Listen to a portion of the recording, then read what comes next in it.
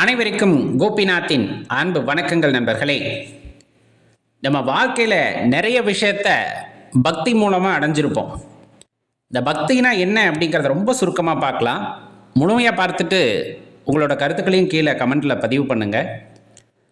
பொதுவாக பக்தி அப்படிங்கிறதுக்கான பொருள் அப்படின்னு எடுத்துக்கிட்டோம் அப்படின்னா அன்பு செய்தல் அப்படிங்கிறது, அவ்வளவுதான். ரொம்ப எளிமையாக சொல்லிட்டு போயிடலாம். அதுக்கு நிறைய வியாக்கானங்கள் சொல்லப்பட்டாலும் ஒரு பொருள் மீதோ அல்லது ஒரு ஆற்றல் மீதோ நாம் அன்பு செய்கின்றோம் அப்படிங்கும் பொழுது அது அவ்விடத்தில் பக்தியாக மாறுகிறது. தொடர்ந்து செய்கின்ற அன்பு அப்படிங்கிறது பக்தியாக மாறும். அதை பக்தி என்று தான் சொல்ல முடியும். இப்போ இதில் பயம் வந்துருச்சுன்னா அந்த பக்தி நிலையானதாக இருக்குமா அப்படின்னு கேட்டோம்னா கொஞ்சம் கடினம். ஏன்? பயம் இருக்கிற இடத்துல அன்பு கொஞ்சம் கொஞ்சமாக குறைய ஆரம்பிக்கும். நீங்கள் யாரை எடுத்துக்கிட்டாலும் சரி, ஒருத்தர் மீது பயம் வருகிறது அப்படிங்கும் போது அவங்கள பார்த்தா பயந்து ஒதுங்கிடுவோம். அந்த இடத்துல அன்பு செய்ய தோணுமா அப்படின்னு கேட்டால் கொஞ்சமாக இருந்தால் கூட அதை வெளிக்காட்டவே தோணாது. அப்போ அதுக்கு பேர் பயபக்தி அப்படின்னு சொல்கிறாங்க. பயத்துடன் கூடிய பக்தி. வெளிப்படுமா உண்மையான அன்பு அப்படின்னா கேள்விக்குறி தான். அதுக்கு நீங்கள் தான் பதில் சொல்லணும். அப்போ இறைவன் மீது கொள்ள வேண்டியது பயமா பக்தியா அப்படிங்கிறதுக்கு பதில் சொல்லுங்களேன். சில பேர் எந்த கடவுளை வழிபட்டாலும் சரி, கடவுள் ஒருவர் தான், நம்ம பல நாமங்களில் வழிபடுறோம். அப்படி வழிபடுகின்ற போது சில தெய்வங்களை பார்த்தால் பயம் கொள்ள வைத்து விடுகிறார்கள். சொல்லப்போனால் இறை நம்பிக்கையை ஊட்ட வேண்டியவர்களே இந்த தெய்வத்தை வழிபட்டால் அப்படிங்கிற ஒரு இடத்துல ஒரு நிறுத்தற்குரிய பயன்படுத்தி அதுக்கப்புறமா பேசும்போது நமக்கே ஒரு அச்ச உணர்வு ஏற்பட்டுவிடும். அச்ச உணர்வு ஏற்பட்டால் அவ்விடத்திலே ஒரு மாதிரி குனிந்து நாம் பயந்து நிற்க வேண்டியதற்கும். இறைவன் அப்பேற்பட்டவர் அல்ல. யாரையும் பயத்தால் நடுங்க வைக்க வேண்டும் என்ற எண்ணம் இறைவனுக்கு எப்பொழுதுமே கிடையாது. இறைவனுக்கு அனைவருமே குழந்தைகள் தான். அப்போ அன்பு செய்வது அப்படிங்கிறது தான் அவ்விடத்திலே சிறப்பாக இருக்கும் அப்படிங்கிறத தெரிஞ்சுக்குங்க. ஏன்னா அடியேனும் கேள்விப்பட்டிருக்கின்றேன். அடியேன் சின்ன வயதிலே சிவபக்தியிலே ஈடுபடும் பொழுது இதற்கும் நமக்கு எடுத்து சொல்ல வேண்டிய இடத்தில் இருப்பவர்களே சிவனை வழிபடுகிறாயா, அவரை பற்றி தெரியுமா, அவர் எவ்வளோ கோபக்காரர் தெரியுமா, இப்படின்ட்டு நிறைய வாக்கியங்களை பேசும்போது அடியேனுக்கு கூட சின்ன குழப்பங்கள் ஏற்பட்டது உண்டு. அப்போ நம்ம ஏதாவது தப்பு செஞ்சால் அப்போ அடிச்சிடுவாரோ, அப்போ தண்டிச்சிடுவாரோ அப்படிங்கிற அந்த பயம் இருந்து கொண்டே இருந்தது. ஆனால் அவரை முழுசாக மனசு உள்வாங்கினதுக்கு அப்புறமா அந்த பயங்கிறது கொஞ்சம் கூட இல்லாமல் போச்சு. அவங்க சொன்ன வார்த்தைகள் எல்லாம் பொய் என்றானது. ஏன்னா எப்பொழுதுமே அன்பு மயமாக ஒரு ஆற்றல் இருக்கிறது என்றால் அதை இறைவனை நம்மால் கூற முடியும். அவருக்கு வெறுப்பு அப்படிங்கிறதே கிடையாது. ஒரு ஜீவனை வெறுக்கும் அப்படின்னா அது அவரால் முடியவே முடியாது. எல்லாமே குழந்தைகள் அல்லவா, எல்லாத்தையும் ஒரே பார்வையில் தான் பார்ப்பார். ஒவ்வொருவருக்கும் ஒவ்வொரு கடமையை பெற்றுக்கொண்டு வந்திருக்கின்றோம். அந்த கடமைகள் முடியும் வரை இங்கு வினையாற்றப் போகின்றோம். அந்த வினை முடிந்தவுடன் எங்கு செல்ல போகின்றோம் அப்படின்னா அவர் பாதத்திற்கே திரும்ப செல்ல போகின்றோம். அவ்வளவுதான் இந்த வாழ்க்கை வட்டம் அப்படிங்கிறது. அது ஒவ்வொரு வாழ்க்கை ஒவ்வொரு மாதிரி இருக்குது.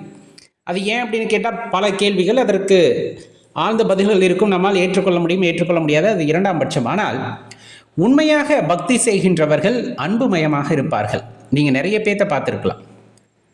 இப்போ வாழ்கின்ற நபர்களாக இருக்கலாம், வாழ்ந்த ரிஷிகளாக இருக்கலாம், ஞானியர்களாக இருக்கலாம், எல்லாமே அன்பு மயமானவர்களாக இருந்திருப்பார்கள்.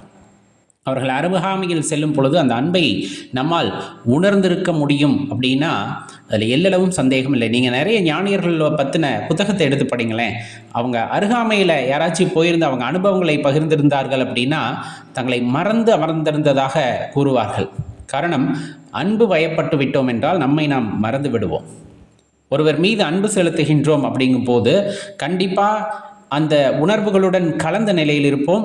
எந்த நேரத்திலும் யாருக்குமே துன்பம் நினைக்க வேண்டும் என்ற எண்ணம் அந்த இடத்திலே வராது.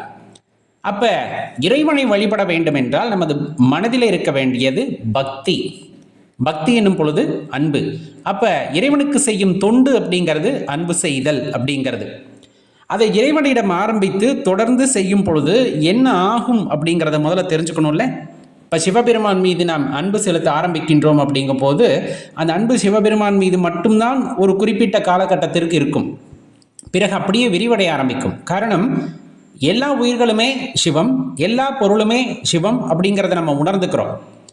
இந்த இடத்துல நான் சிவம் அப்படின்னு சொல்கிறத நீங்கள் நாராயணர்னு எடுத்துக்கலாம், அல்லது உங்கள் இஷ்ட தெய்வம்னு எடுத்துக்கலாம். அடியேன் கூறுவது ஒன்று தான், இறைவன் ஒன்று தான், நாமங்கள் வேறு வேறு. இப்போ பார்ப்பது எல்லாம் சிவம் என்ற நோக்கம் எனக்குள் வரும் பொழுது அந்த அன்பு விரிவடைய ஆரம்பிக்கின்றது. எல்லா பொருள்களிலும் சிவத்தை காண ஆரம்பிப்போம், எல்லா உயிர்களிலும் சிவத்தை காண ஆரம்பிப்போம். எல்லா உயிர்களிலும் சிவத்தை காண ஆரம்பித்து விட்டால் அந்த இடத்துல பெரிய மாற்றம் மனதிலே ஒன்று உண்டாகும். அந்த உயிர்கள் மீது எல்லாம் ஒரு அன்பு பிறக்கும். அதை கனிவுடன் பார்க்க வேண்டிய ஒரு சூழ்நிலை உண்டாகும். அந்த அன்பு பாராட்ட மனது இயங்கும். அப்போ அந்த என்ன சொல்கிறது அப்படின்னா, அந்த உயிர்களை உணவாக பார்க்கின்ற தன்மை அந்த இடத்துல குறைய ஆரம்பிக்கும். அது பக்தியுடைய முழுமையான வெளிப்பாடாக நீங்கள் கண்டுகொள்ள முடியும்.